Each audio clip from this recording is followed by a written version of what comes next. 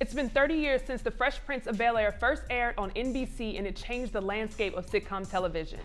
To celebrate the anniversary, the entire cast got together to reflect on their time on the show and the impact that it had. They delivered a tribute to the late James Avery, and Will Smith and Janet Hubert spoke for the first time in 27 years after her widely publicized fallout from the show back in 1993. Both Will and Janet reconciled, and Hubert eventually joined the rest of the cast as part of the reunion. Calling into the show today, we have our Comedy Hype analysts Rita Brent and Doug Williams to talk about what happened in the long-awaited reunion. Rita, starting with you. First, it's been a long time since we've seen the cast together. What were your feelings after watching this reunion? I was a hot mess. I'm talking about ugly crying throughout the entire reunion. I stayed up late last night to watch it after I realized it was going to be streaming early.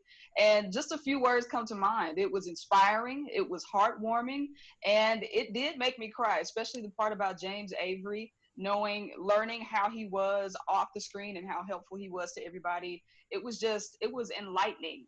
To know that they were so intentional about how they tackled Black issues, knowing that they were representing different types of Black folks and they took that seriously, makes it even more legendary. And hearing about the backstory with Will Smith and Quincy Jones, it was just amazing. And of course, the Janet Hubert reunion, I mean, that's long overdue, and I can't wait to see where it goes. Absolutely. Doug, what about you? What were your thoughts or feelings after watching that?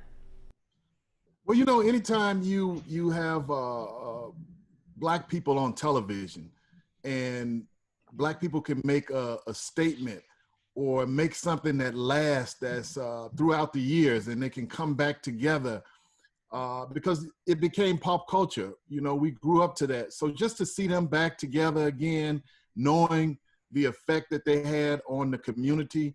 And when I say community, I mean in general, not just Black people, but this show transcends color. The issues that they were able to bring up, and to see them come back together and to see everybody, you know, look really well. Everybody looked like they've taken care of themselves. It was very nostalgic, and I enjoyed it. And I wish we could have those type of shows with all of the Black sitcoms that have been influential. So I thought it was great, and especially the backstory between Will Smith and Hubert. I thought that was just tremendous, and we'll get into it because that touched me personally, and I could relate to that very well. And I think both of you bring up a great point, because I think everybody was excited to see everybody, and there were so many emotions to feel. But the most surprising part for me, and I know for you all as well, is when Janet Hubert stepped in to reunite with Will as well as the cast. You know, I think everybody was surprised to see Janet Hubert, AKA Aunt Viv. Let's take a look. I lost everything, reputation, everything. And I understand you were able to move forward, but you know those words, calling a Black woman difficult in Hollywood is the kiss of death. It's the kiss of death, and it's hard enough being a dark-skinned Black woman in this business. Now, after that reunion, Janet tweeted, #FreshPrinceReunion. My heart is so full right now. Will, you have freed me from this prison. Thank you.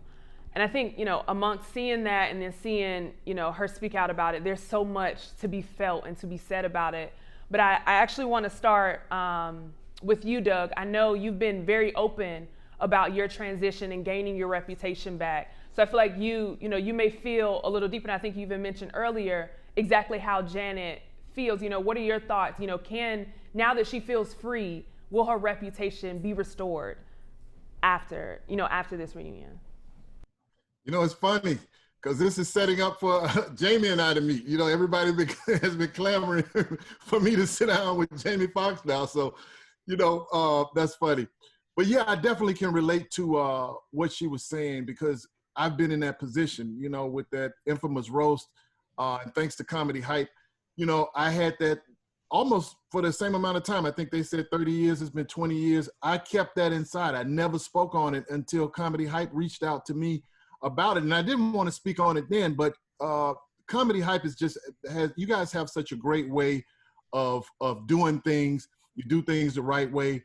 And this platform was able to get that out of me, and so many opportunities have opened up as a result of me talking to Comedy Hype. In fact, me being here.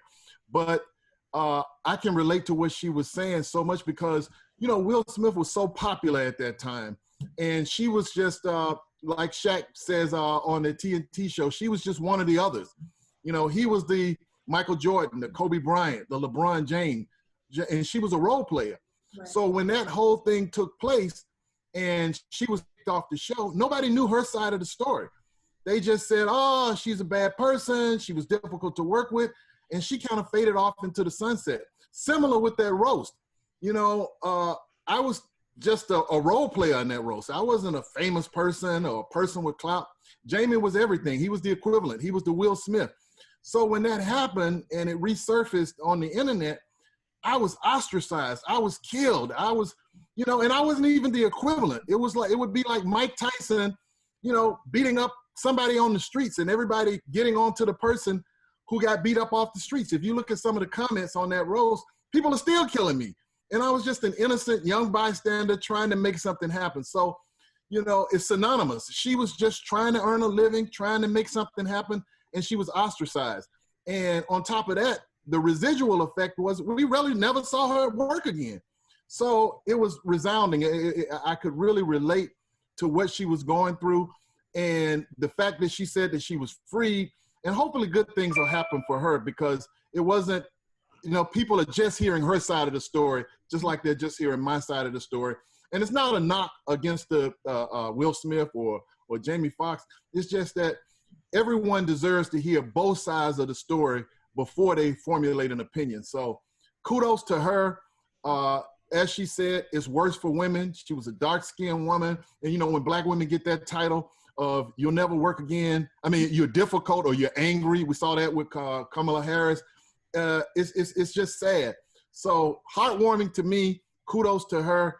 And I think it's fitting. And I just hope her career takes off and she's able to make up for things that she missed out on in the past. Absolutely. And Rita, he made a great point. I actually want to drive that over to you, because one of the things that touched me as a Black woman is she was very open. You know, not only am I a Black woman, but I'm a dark-skinned Black woman. There weren't a lot of roles, you know, that she was seeing. And then when she got into a role and lost it, it's like she lost everything. It's like being kicked to the bottom and starting over. What were you feeling watching that?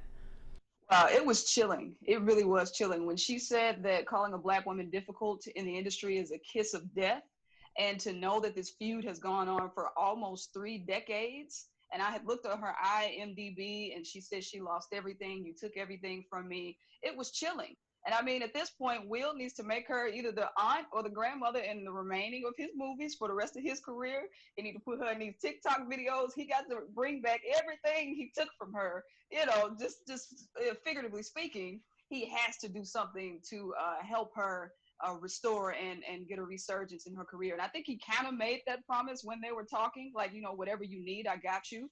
But Will was 21. He said it straight up. He was 21. He was young. We saw how quickly he was thrust into this show. He auditioned in 10 minutes, and that's how he got the show.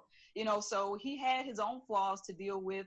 But to just know that she was pregnant and she was suffering and she was dealing with abuse at home, and then to go through over 2 decades of agony, I just really felt a deep level of sympathy for her.